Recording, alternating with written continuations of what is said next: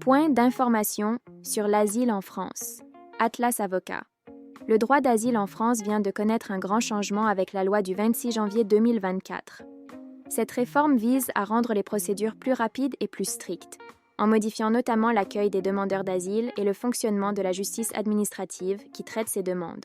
Mais la France n'est pas un cas isolé. D'autres pays européens durcissent aussi leurs règles. Que prévoit la nouvelle loi en France? 1. Création des pôles France Asile.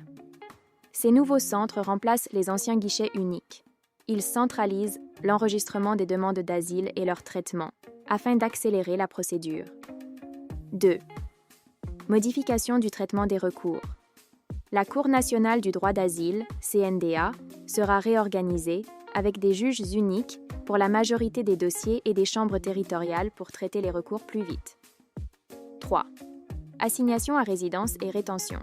Certains demandeurs d'asile jugés comme une menace pour l'ordre public pourront être assignés à résidence ou placés en centre de rétention. 4.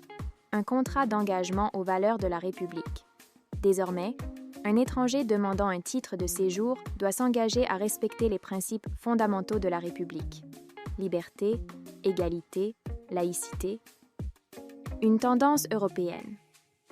La France n'est pas la seule à réformer ses règles sur l'asile et l'immigration. L'Union européenne a récemment adopté un pacte sur la migration et l'asile qui veut harmoniser les politiques entre les pays membres.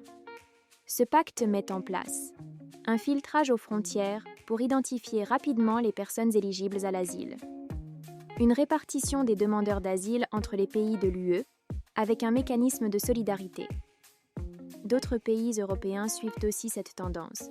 En Espagne, une nouvelle loi prévoit d'accélérer les procédures tout en réduisant les possibilités d'appel pour les demandeurs d'asile.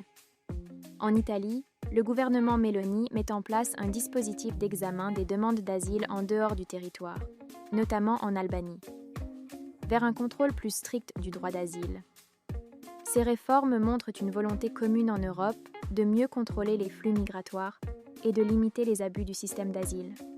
Mais elles suscitent aussi des critiques, notamment de la part des associations de défense des droits des étrangers, qui dénoncent un affaiblissement des protections pour les réfugiés. L'avenir du droit d'asile en France et en Europe dépendra donc de l'application de ces réformes et des équilibres politiques à venir. Que pensez-vous de cette réforme? Partagez vos commentaires et avis. Abonnez-vous à cabinet.atlas.avocat pour plus d'informations en droit des étrangers en France.